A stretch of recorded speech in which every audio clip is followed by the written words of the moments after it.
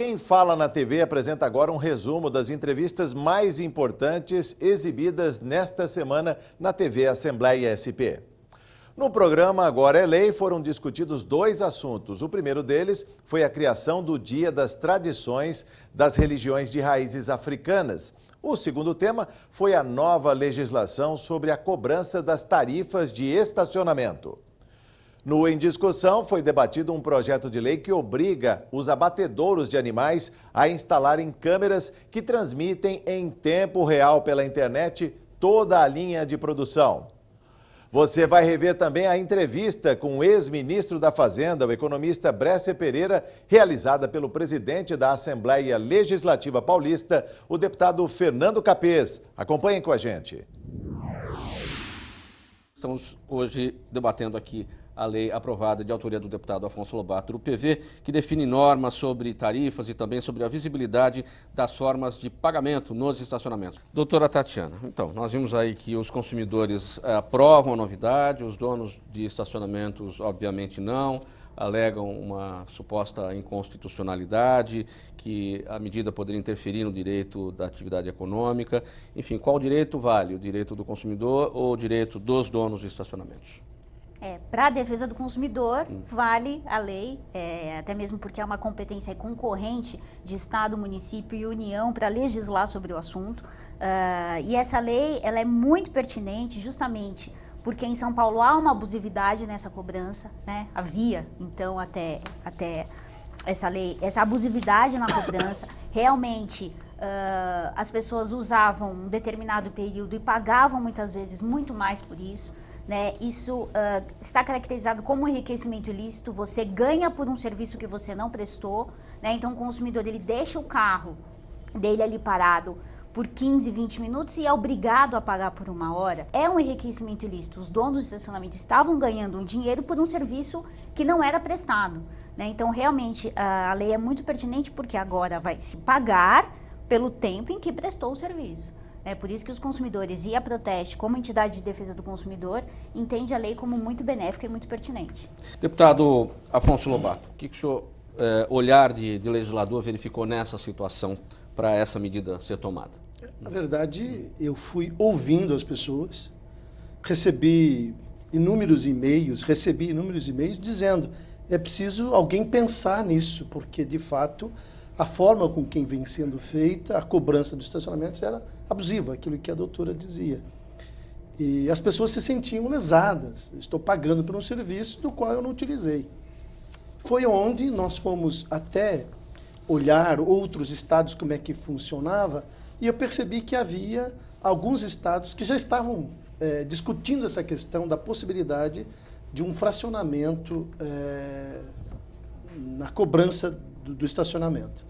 E aí pensamos e, juntamente com a nossa assessoria, nós elaboramos este projeto de lei, que agora é lei, mas exatamente com o foco no direito do consumidor. É uma afronta ao direito do consumidor pagar por um serviço do qual ele não se beneficiou. Então, foi nesse sentido que nós acabamos.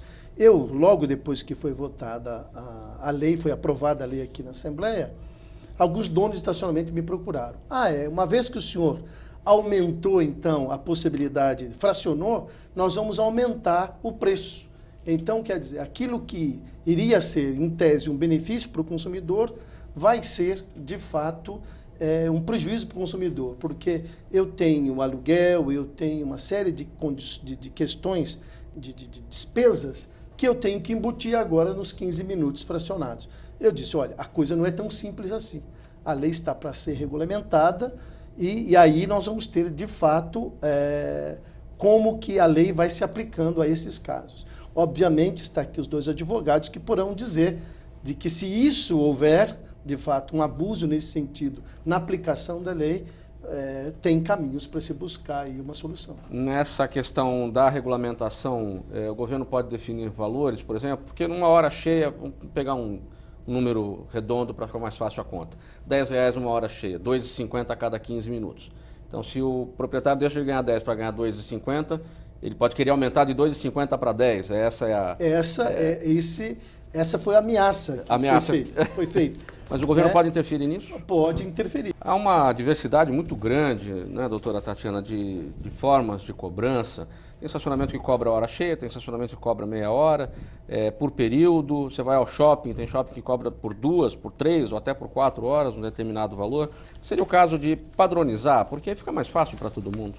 Justamente, eu entendo que essa seja a intenção da lei, né? Padronizar para que todos saibam o que estão pagando e pelo que estão pagando. Né? Isso é muito interessante. Você muitas vezes acaba despendendo um tempo maior, porque você fala, eu paguei, vou pagar 4 horas de estacionamento, eu vou ficar aqui. Né? Alguns consumidores têm esse pensamento, essa sensação. Então é muito importante realmente regulamentar a cobrança para o consumidor saber o que ele está pagando, pelo que ele está pagando. Né? Esse é um direito básico do consumidor, o direito à informação, especialmente quando se trata em relação de valores. Né? O consumidor ele tem que saber o que ele vai pagar, pelo que ele vai pagar, de que forma ele vai pagar. Qual a reclamação mais comum sobre esse tema que chega lá na Proteste? É justamente essa questão, você ser obrigado a pagar por um serviço que você não recebeu. Né? Você ter que ficar 1 hora e 10 minutos e ter que pagar por 2 horas, ou o equivalente. Então, realmente, os consumidores se sentiam muito lesados e muitos deles escolhiam não parar no estacionamento. Então, esse seja talvez um argumento para os donos de estacionamento perceberem que se eles cobrarem realmente um valor normal, digamos assim, por esses 15 minutos, muitas pessoas vão parar os seus carros. Né? Essa rotatividade maior realmente pode trazer um ganho. Né? Ao invés de você pensar no todo, eu vou cobrar 1 hora para ganhar mais, não, você ganha várias vezes um valor menor. Né? Tem uma situação muito complicada. Você vai ao shopping, por exemplo, e que cobra um estacionamento pelo período de 2 horas. Vamos falar dessa maneira. R$15, por exemplo. Aí você usa lá 1 hora e 55. E você vai ao caixa e paga aquele ticket faltando 5 minutos para o encerramento do seu período lá. Aí o caixa já te avisa, você tem 5 minutos para sair. Você não vai sair do shopping em 5 minutos, você vai até o carro, vai pegar saída lá congestionada e tudo mais. Vai chegar na cancela e vai ser barrado. Você não tem que ter um período também de acréscimo depois daquele pagamento para poder ser liberado na cancela? Com certeza, e isso inclusive é uma questão até de bom senso, né? Em São Paulo, por exemplo, nós temos shoppings enormes. Então, você pode realmente precisar de 15 ou 20 minutos para chegar ao teu automóvel. Né? Então, essa questão da tolerância, ela é fundamental. E muitas vezes até mesmo para a entrada. Né? Você entra no estacionamento, pensa ali ou não acha vaga e decide sair, já é obrigado a pagar. Né? Realmente também, nesse caso, o serviço não foi prestado.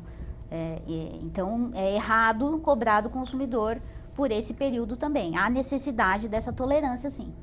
E o complicado, Mauro, é que, na verdade, sempre do lado do consumidor. Né? Quando é do outro lado, faz vistas grossas, mas quando do lado do consumidor, ele tem que pagar, porque menos ele não pode pagar, ele pode pagar sempre mais. Então, de fato, é questão de justiça. Eu vi um comentário de uma matéria que saiu exatamente dizendo, é como comida por quilo, eu pago aquilo que eu como. Se você pensar de uma maneira muito clara e muito direta, é exatamente isso. Quer dizer, nós não podemos admitir que o consumidor seja lesado pagando um serviço do qual ele não se beneficiou. Aqui está o fundamento da lei. E a lei, o mérito da lei é exatamente colocar essa discussão. Porque tem outros serviços e outras esferas que fazem mais ou menos a mesma coisa. Doutor Carlos, claro que isso é da atividade, o preço cobrado é conforme cada região da cidade, conforme o custo de cada empresário, mas a gente consegue dizer por que há uma variação tão grande, a questão da oferta e da procura por vagas, por que os preços de estacionamento variam tanto? Tem shopping que cobra R$40 1 hora, outros cobram 15 por 4. Essa é uma questão da nossa sociedade ser uma sociedade liberal e deixar que a oferta e a procura estabeleçam os critérios para a fixação de preço. Né?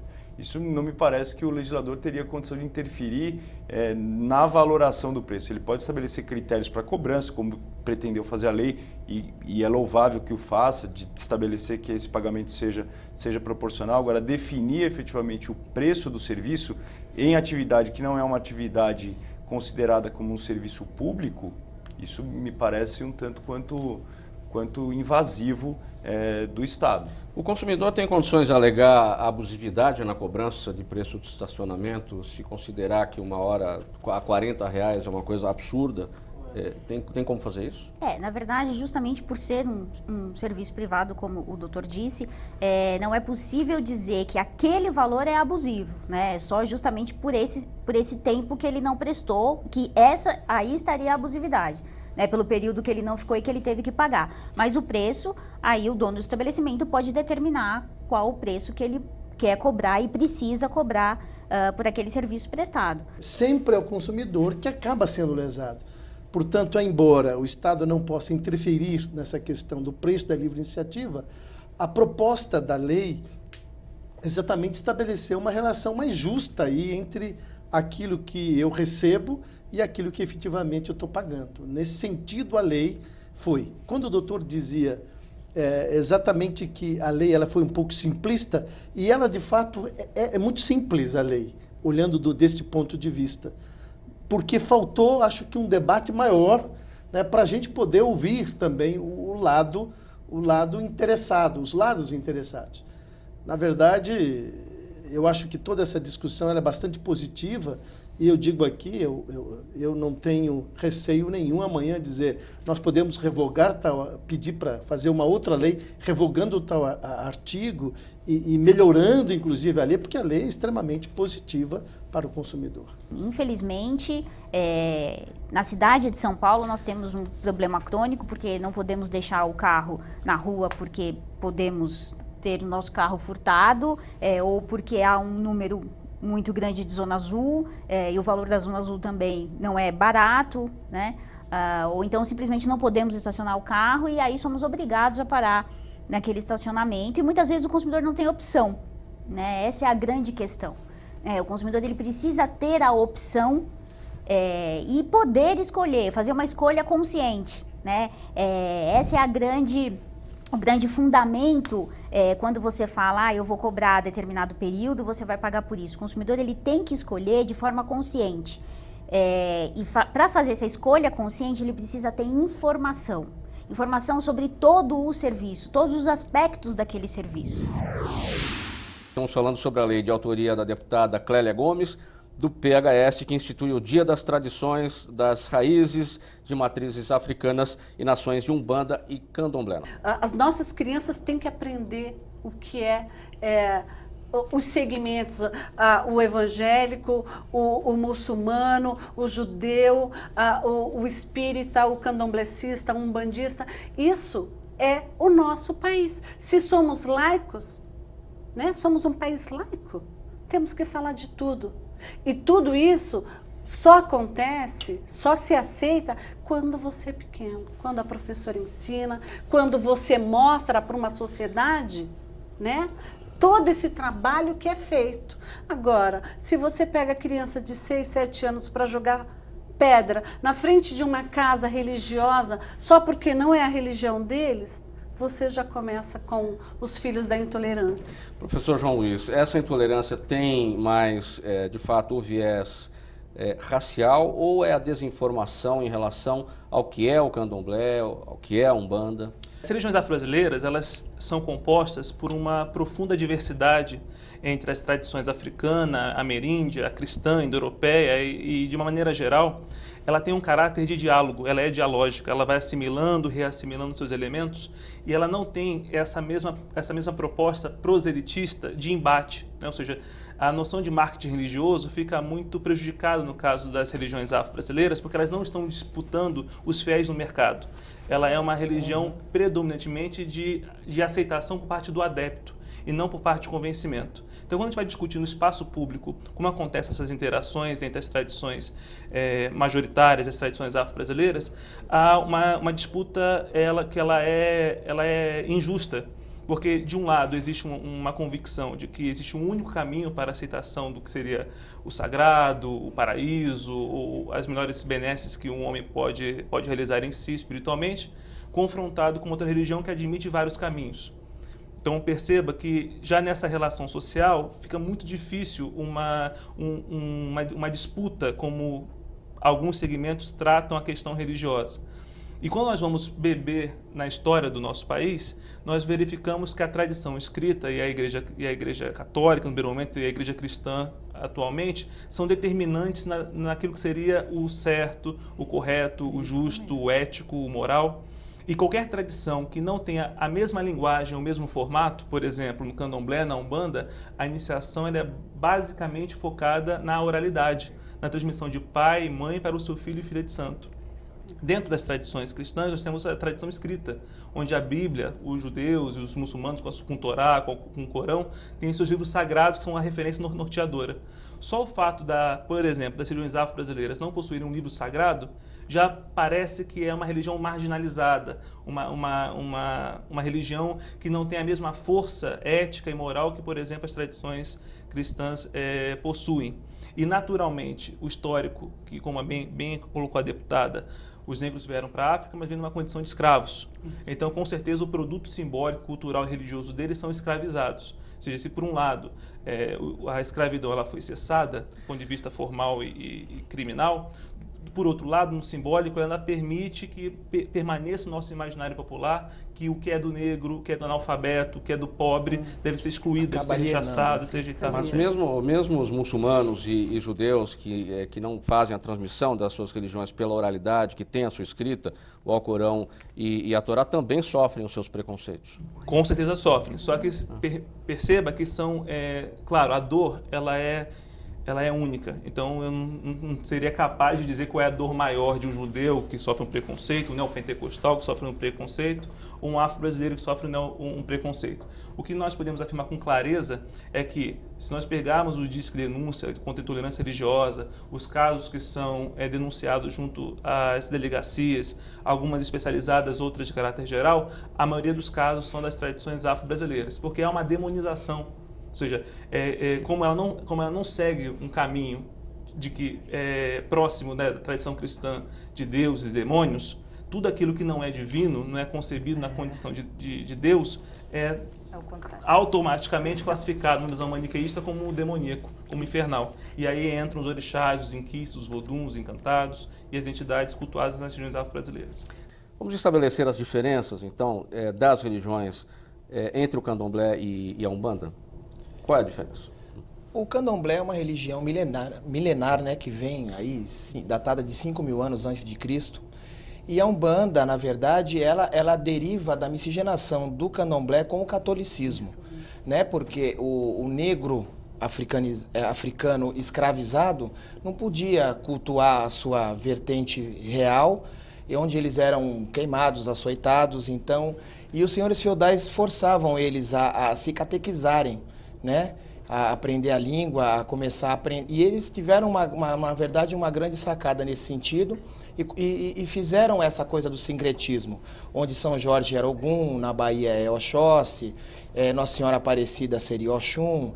Então, criou aquele negócio do altar, né? Onde a imagem em cima sempre tinha aquela toalhinha e, na verdade, atrás, embaixo daquela toalha, existia o verdadeiro assentamento, a Pedra do Santo, onde ele alimentava ali na calada da noite, escondido. E aí começou a traduzir as cantigas, porque eles começaram a aprender o idioma, né? E aí o branco começou a aprender e ver aquilo e viu que realmente não era uma coisa satânica, né? O diabo é uma coisa cristã, não é? A gente nem cultua diabo, nós não cultuamos, a gente cultuamos a energia de Exu, que é a esfera da vida, que é o senhor do movimento, né? E aí, logo após essa abolição da escravatura, o negro foi cultuar realmente a sua essência iorubá, o seu candomblé, o seu quimbundo no candomblé da nação de Angola, e o branco que absorveu aquilo, que aprendeu, que deu origem à Umbanda, que a nossa querida amiga Juliana, tem quantos anos a Umbanda? 106 agora? 107, né? Oficialmente foi fundada pelo Médio Zélio de Moraes, né, em 15 de novembro de 1908. Então, 108 anos. 108 anos. Então você vê Esse ano faz 108. Você vê a proximidade, né, perto, a 1888, que foi a abolição da escravatura, você vê essa proximidade até oficializar a religião Umbanda. Então, a diferença seria essa. Eu acho que é importante sobre essa distinção entre Umbanda e Candomblé. Tem um autor que é sacerdote também afro-brasileiro chamado Rivas Neto, que nos mostra que as religiões afro-brasileiras elas podem ser categorizadas em 3 grandes grupos, que que seriam as umbandas. É até difícil falar de uma única umbanda, pois existem várias modalidades de prática umbandista. O candomblé, ou os candomblés na sua diversidade, né, de cultos de nação, jeje, nagô, queto e demais modalidades. E um terceiro grupo chamado as encantarias, que tem um conjunto de práticas religiosas afro-brasileiras que permeiam mais o Nordeste e o Norte do nosso país. Natural que, portanto, que a lei estadual focasse mais o candomblé e a umbanda, que seria a maior concentração das práticas afro-brasileiras no estado de São Paulo. E é muito importante pontuar que a matriz africana, como bem colocou o colega, ela é milenar, mas a constituição da religião chamada candomblé, ela é trazida e forjada no solo brasileiro. Tanto é que o próprio nome candomblé é o nome de uma nação Angola, no entanto, ela é mais conhecida pelo culto aos orixás, né? E já em relação à Umbanda, nós temos uma coisa interessantíssima, como foi colocado da fundação da Umbanda por Zélio Fernandes de Moraes. Nós temos a data de 1908, porque constituiu-se nesse momento um grupo umbandista que estava muito próximo da classe social, da classe média, né, muito próximo das tradições cristãs, né? Zélio Fernandes de Moraes, ele tem uma família cristã. Só que se nós pegarmos as práticas umbandistas, a prática do caboclo, do preto velho, da criança, das práticas das entidades que fazem parte do rol umbandista, é bem anterior a essa data. Então perceba como é interessante essa lei que foi aprovada agora no Estado, porque ela dá realce à matriz africana, que normalmente dentro da própria religião afro-brasileira, a matriz africana ainda é um pouco marginalizada por alguns segmentos que têm como preferência as tradições mais próximas do cristianismo. Então há um diálogo profundo, esse sincretismo deve ser pensado com a sua complexidade, não é algo tão simples de numa primeira análise feita por estudiosos, né? Eu fiz essa pergunta, doutora Juliana, para a gente estabelecer a diferença entre candomblé e umbanda. A gente falou aqui sobre a questão do viés racial que leva à intolerância, mas tem a questão da desinformação. E não só sobre as religiões de matriz africana, mas em relação a outras religiões que possam não se assemelhar com o cristianismo, que é colocado oficialmente como a religião do Brasil. Quando a gente trata da intolerância religiosa no Brasil, ela tem como principal alvo, vamos dizer assim, as tradições de matriz africana e afro-brasileira. Se a gente for fazer essa comparação, por exemplo, de intolerância religiosa nos Estados Unidos, provavelmente o maior grupo seja o grupo islâmico. E aí vai uma questão social, de estrutura social, né? No Brasil, como o professor bem colocou, existe ainda, mesmo com o final oficial da escravidão, uma associação de tudo que vem de África, cultura, dança, música, religiosidade, com algo primitivo, atrasado, de ignorantes e, portanto, demoníaco. Porque era distinto do que era o oficial, que naquele momento escravagista era o católico, né? E nesse caldo de cultura que se formou com a vinda compulsória dos escravos para o Brasil, nasce o candomblé, né? Porque o candomblé que se toca no Brasil, se toca é o jeito que a gente costuma dizer, se pratica no Brasil, não é o mesmo culto de orixá que se pratica em África. Embora tenha muitas semelhanças, houve um aculturamento, porque o candomblé é uma produção vinda com as raízes africanas, mas ele tem um aculturamento brasileiro. Isso mesmo. Né? A Umbanda é uma religião, eu posso dizer, genuinamente brasileira, porque ela trouxe vários elementos, como o professor bem colocou, ameríndio, africano, cristão, mas ela é uma religião que nasce no seio da cultura brasileira. E também concordo com a questão das umbandas, porque como nós não temos por exemplo, como a estrutura da Igreja Católica, porque vamos falar como em termos de instituição, talvez a Igreja Católica, sem dúvida, seja mais, pela própria antiguidade, institucionalizada. Nós não temos uma instituição que organiza a Umbanda, né? Então, nós temos muitas umbandas. Por isso que quando o Babá perguntou sobre a fundação da Umbanda, eu disse que oficialmente se atribui a data de 15 de novembro de 1908, com a manifestação do Caboclo das Sete Encruzilhadas, por meio do aparelho do médium Zélio Fernandino de Moraes. Estamos falando hoje sobre o projeto de autoria do deputado Feliciano Filho do PEN, número 35 de 2016, acabou de ser apresentado aqui na Assembleia Legislativa, que obriga os abatedouros de animais do estado de São Paulo a colocarem câmeras posicionadas em toda a linha de produção para mostrar essas fases do abate. Doutora Maíra, o que o deputado Feliciano Filho propõe com o projeto de lei é a fiscalização dentro dos abatedouros para conhecer, para que a população conheça exatamente como é que se dá o processo de abate, se está tudo dentro das regras e tal. Quais são as dúvidas que pairam sobre esse processo dentro dos abatedouros? Eu diria, Mauro, que hoje em dia as dúvidas da população são todas. Ninguém realmente acompanha esse processo. Os órgãos fiscalizatórios muitas vezes se abstêm de fiscalizar. Você só pensa em vigilância sanitária e epidemiológica quando, na verdade, você deveria pensar na proteção desses animais e também numa questão de saúde à população e de segurança. Porque você não sabe, pelo viés do direito do consumidor, o que você está consumindo hoje. Você não tem a menor ideia se aquela carne vem afeitar a antibióticos, a hormônios, como ele é criado. Isso mesmo que você não se preocupe com proteção aos animais. O que você está consumindo e dando para o seu filho consumir?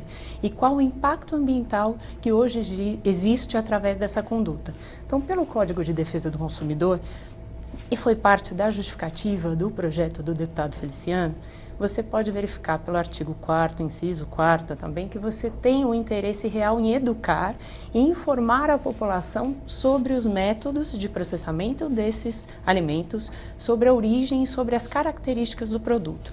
Todo consumidor hoje tem direito, faz jus, a ter informações claras, precisas, concisas e ostensivas sobre aquele produto que ele consome.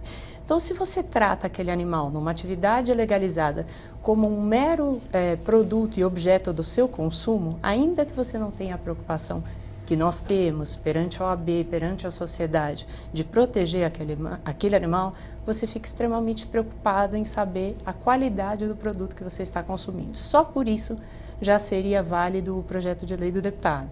E eu acho que ele é um projeto interessante porque ele é polêmico. Ele vai trazer à luz aquilo que já acontece e que muitas vezes a sociedade finge que não sabe, finge que não vê. Deputado Feliciano, em que medida o consumidor está vulnerável em relação a essa questão do abate dos animais?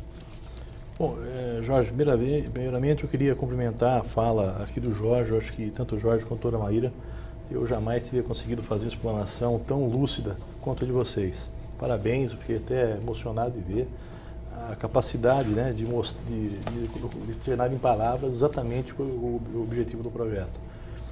Jorge, eu acho que assim, a vulnerabilidade é total, não só com relação a isso que o Jorge disse, a doutora Maíra, mas também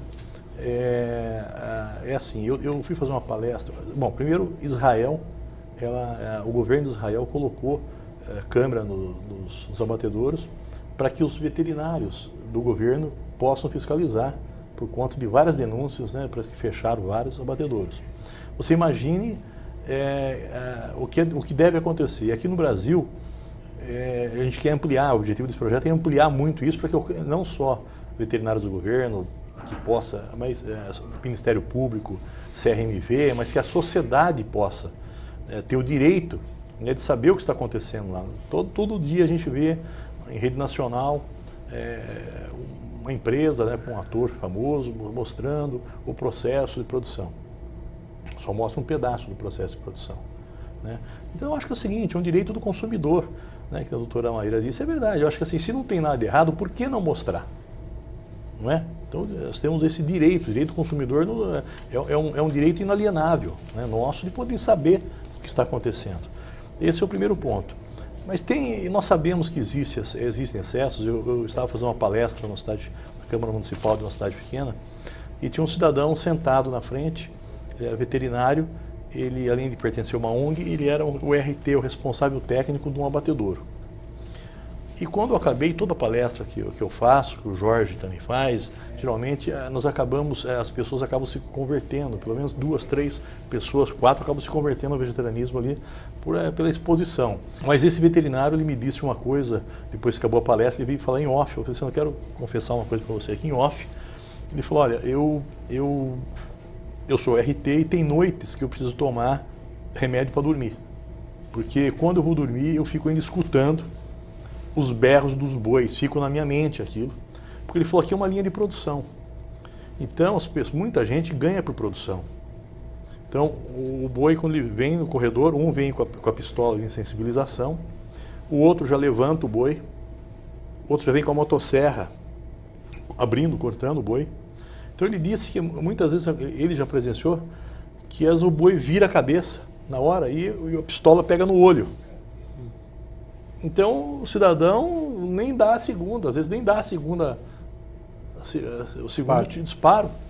E aí o cara já levantou o boi, o outro já está cortando ele vivo. Então os bois berram, eles gritam. Você imagina você uma motosserra te cortando vivo, não é? Então nós sabemos que existe crueldade, né?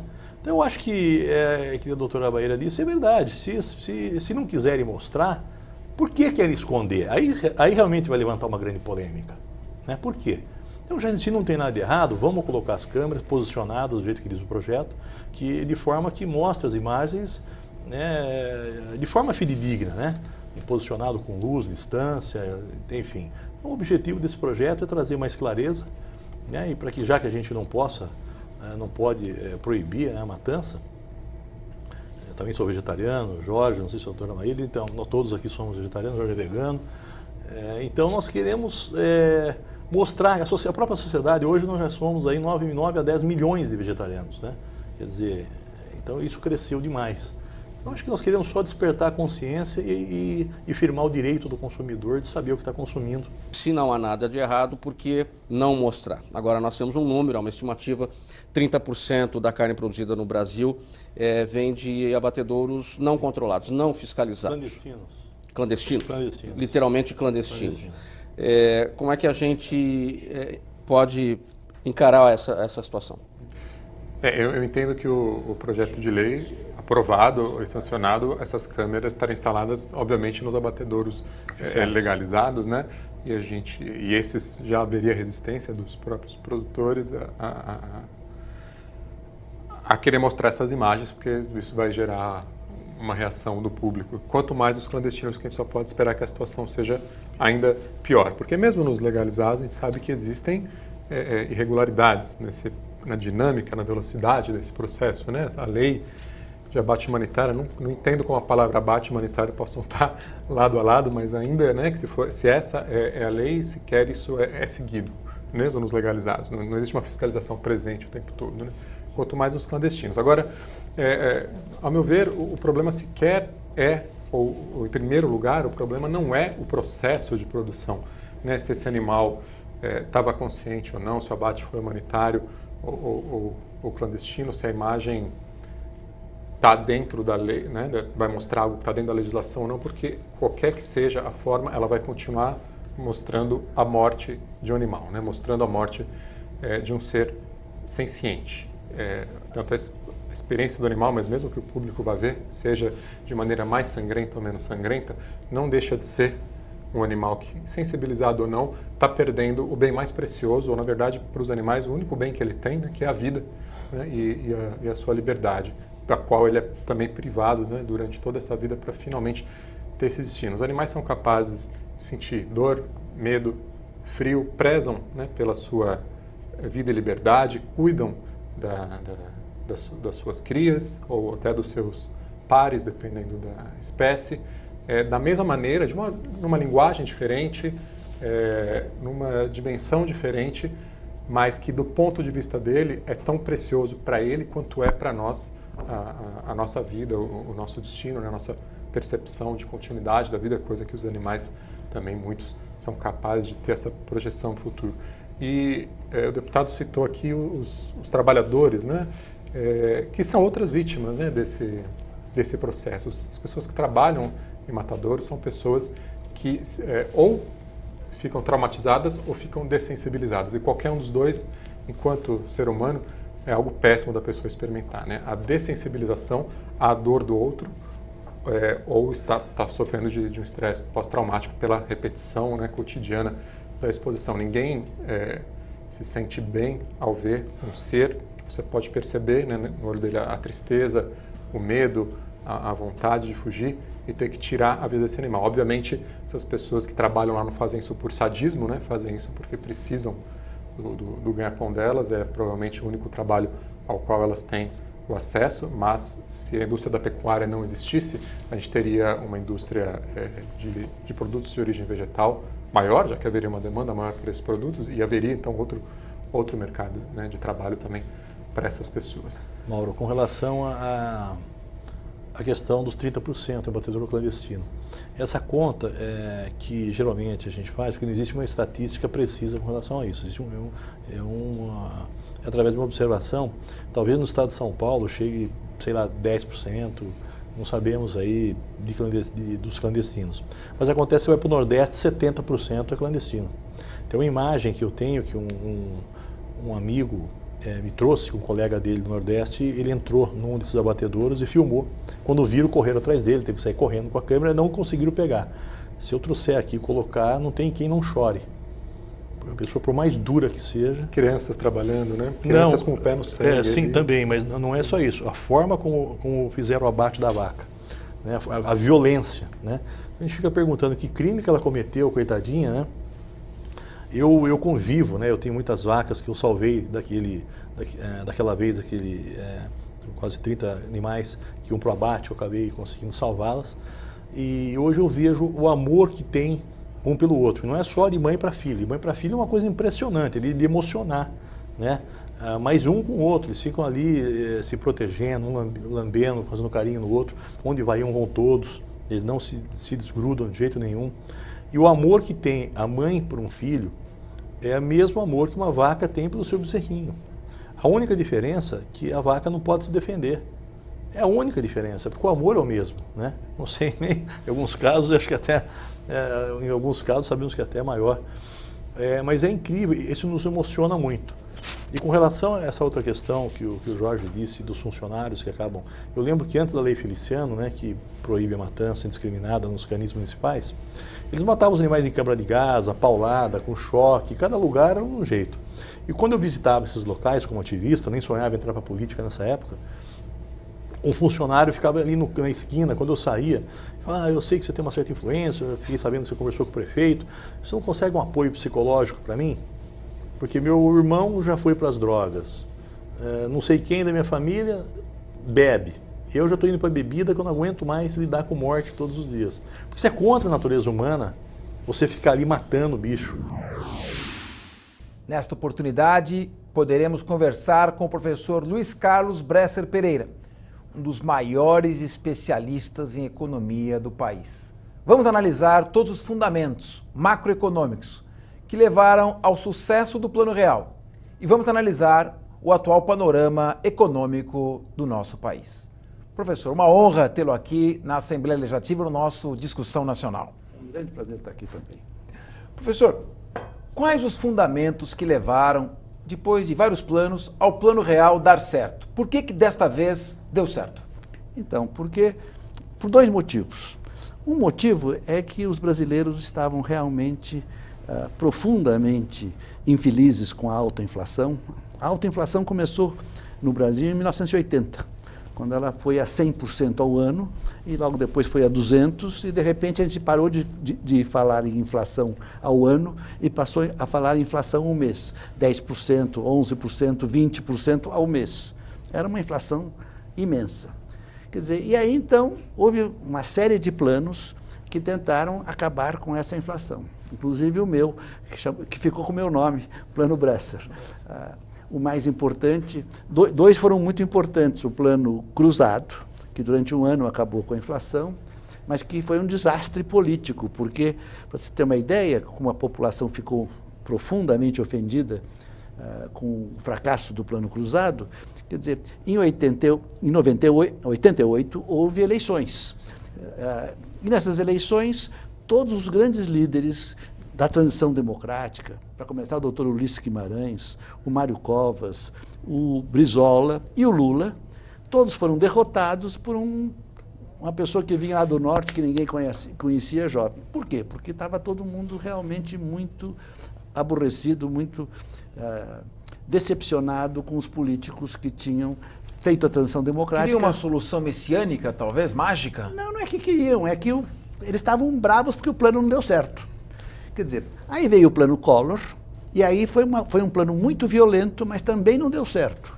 Aí houve um ajuste fiscal muito grande e houve um ajuste monetário muito grande, coisa que os outros governos não tinham poder para fazer, mas agora o povo estava apoiando.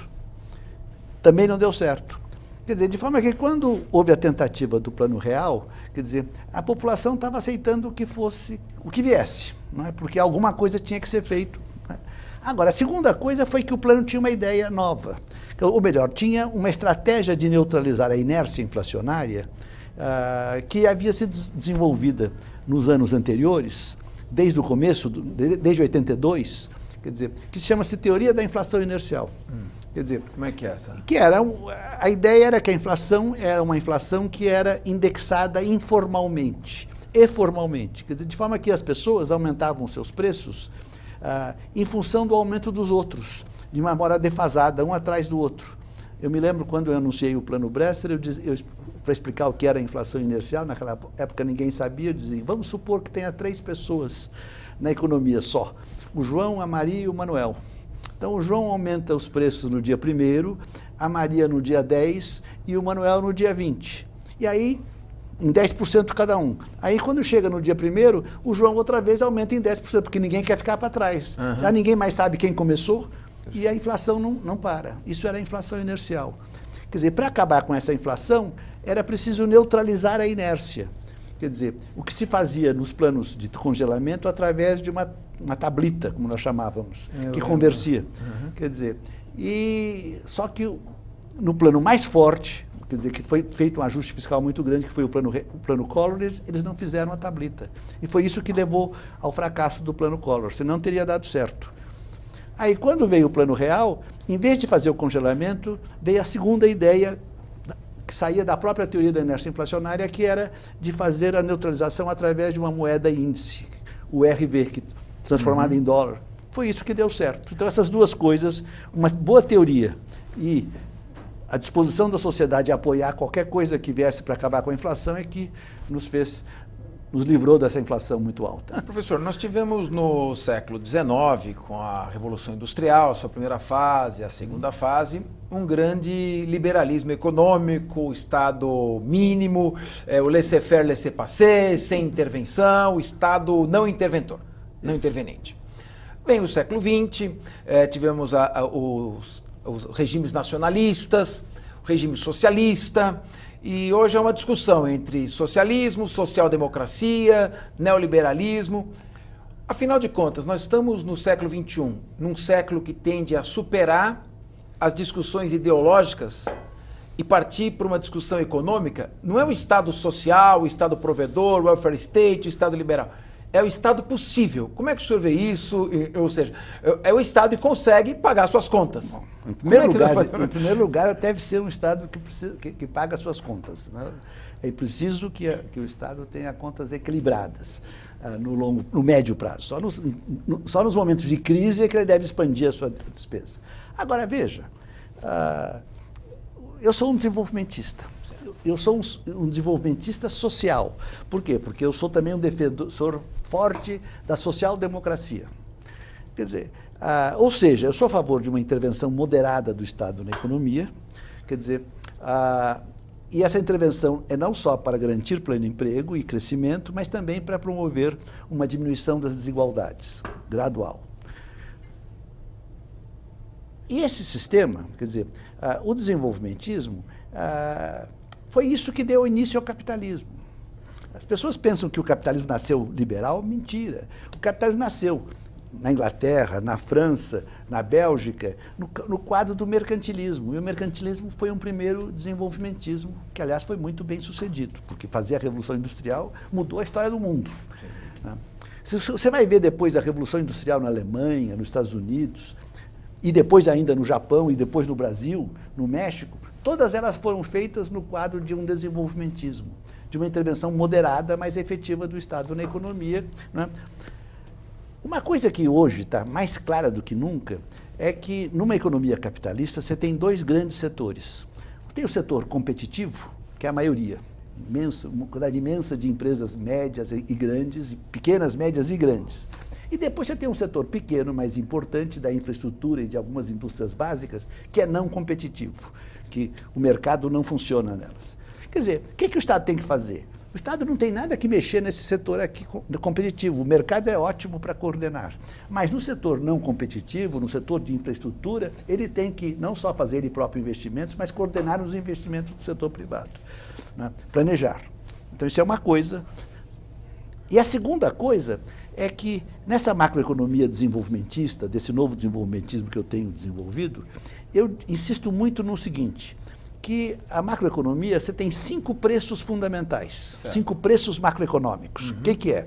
É a taxa de lucro, que é a taxa mais importante, porque é a taxa que é preciso que haja uma taxa de lucro satisfatória, razoável, para que os empresários continuem investindo. Senão, perfeito, claro. Senão não dá. É a essência do regime. Segundo, você precisa de uma taxa de juros que seja modesta, relativamente baixa, em torno dela você faz a tua política monetária. Você precisa de uma taxa de câmbio que torne competitivas as empresas industriais boas do seu país. Isso é fundamental. Você precisa ter uma taxa de salários que seja compatível com a taxa de lucro, não cresça mais que a produtividade, né? E você precisa de uma taxa de inflação baixa.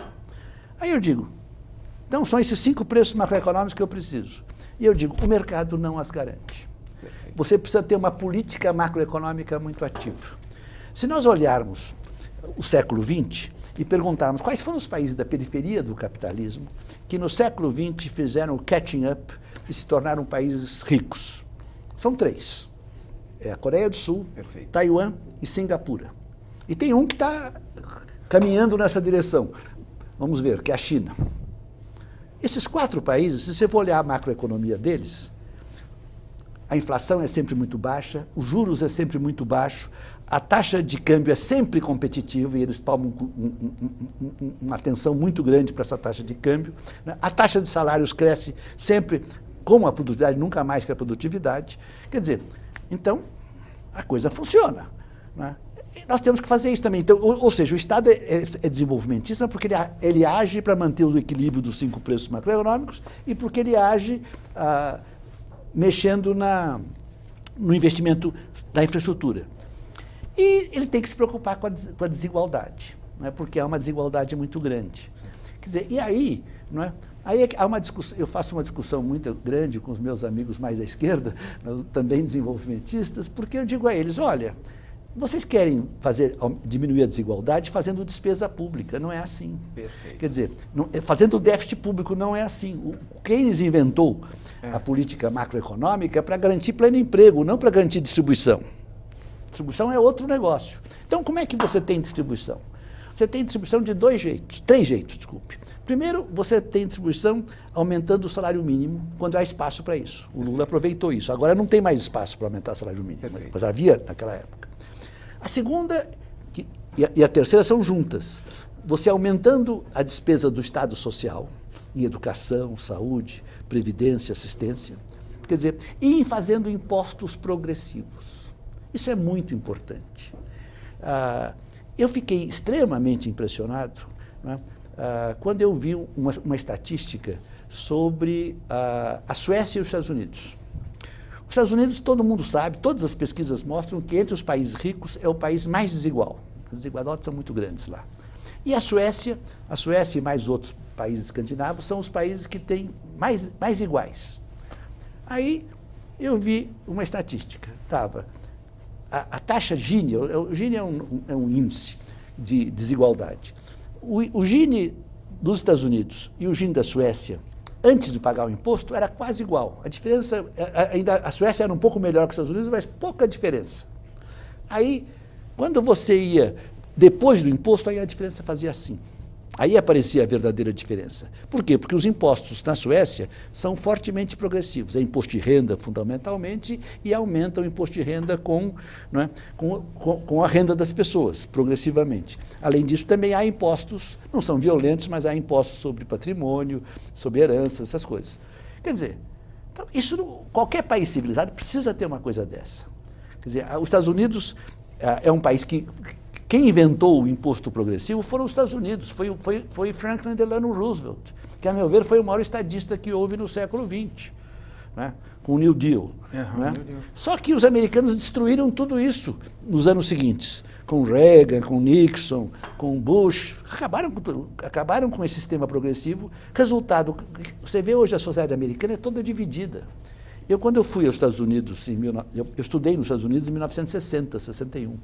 Michigan. Né? Michigan. Quer dizer, depois eu estive em Harvard também. Quer dizer, e naquele período era impressionante a unidade do país. Foi naquela época que houve o debate entre o Nixon e o Kennedy. Foi o primeiro grande debate público na televisão que acontecia no mundo. E nós assistimos lá a minha mulher e eu. E era impressionante como eles eram, como as ideias eram iguais e como a coisa estava...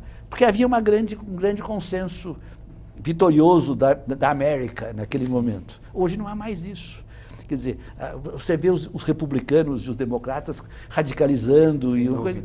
Quer dizer, que eu explico por esse aumento enorme da desigualdade que decorre desse sistema tributário deles muito regressivo. O senhor falou muito bem da Coreia do Sul, que fez uma verdadeira revolução no seu sistema educacional, na sua produção. Os seus carros, no começo, quando chegaram aqui no Brasil, chegaram com muita desconfiança, depois hoje estão entre os mais vendidos, melhor relação custo-benefício. Bom, eu fiquei com um pouco de ciúmes da Coreia do Sul. O que um dirigente coreano do Sul, vindo aqui no Brasil, faria hoje, na sua opinião? Quais as primeiras medidas que ele tomaria para fazer do Brasil, que tem um potencial muito maior que a Coreia do Sul, o que foi feito lá? Então, é preciso fazer algumas reformas. Quer dizer, eu acho que a reforma mais importante é a reforma cambial para garantir que a taxa de câmbio não volte a se apreciar. Quer dizer, você precisa fazer uma reforma fiscal. O governo já começou a fazer isso. O Nelson Barbosa está na linha certa nessa coisa. Não é? Mas é preciso mexer com a Previdência realmente. E é preciso reduzir o gasto com a Previdência. Quer dizer, em relação, eu já falei que a reforma fiscal é separar a poupança pública do investimento. Perfeito. E ter fazer duas um controle metas. de custeio, não de investimento. Exatamente. Quer dizer, eu acho que essas são as reformas mais urgentes que o Brasil tem. Porque veja, nós também não devemos ser muito pessimistas. Quer dizer, as pessoas falam muito sobre educação. Mas uma coisa, o Brasil tem avançado muito em matéria de educação. O que aconteceu com o Brasil em educação foi que só em 1985, só a partir de 85 e 88, a transição democrática e a Constituição de 88, é que a educação recebeu prioridade no Brasil. Antes não tinha. Quer dizer, antes o número de analfabetos era imenso e as elites estavam muito tranquilas a respeito disso. Uma coisa, inclusive, que pouca gente percebe é o seguinte, quer dizer, em 46, quando houve uma primeira democracia não completa, ela não foi completa por quê? Porque na Constituição estabeleceu-se que os analfabetos não tinham direito ao voto. Certo. Ora, no momento em que isso foi feito, quer dizer, as elites ficaram felizes. Claro, para quê? Não precisa mais. Claro. Não é? Fica muito mais tranquilo para nós. Não é? Quer dizer, agora isso foi abandonado, hoje o Brasil, isso foi um grande progresso e o Brasil avançou muito nessa matéria. A outra matéria que o Brasil avançou muito foi na saúde, não é? Com o SUS, quer dizer, que agora está em problemas, por isso que eu sou fortemente a favor da volta da CPMF, não é? Porque o sistema de saúde precisa de financiamento, quer dizer, e o Brasil tem um sistema universal de saúde, num país com renda per capita de $15 mil PPP, quer dizer, é uma grande realização social, que dá um padrão de vida para a população brasileira muito grande. Não é? E nós estamos ameaçando isso. Quer dizer, então, eu acho que na área social a gente tem que preservar as coisas. E o que nós precisamos pôr ordem rápido é na área econômica para voltar a crescer forte. Né? O senhor é otimista e há razões para sermos otimistas em relação ao nosso Brasil?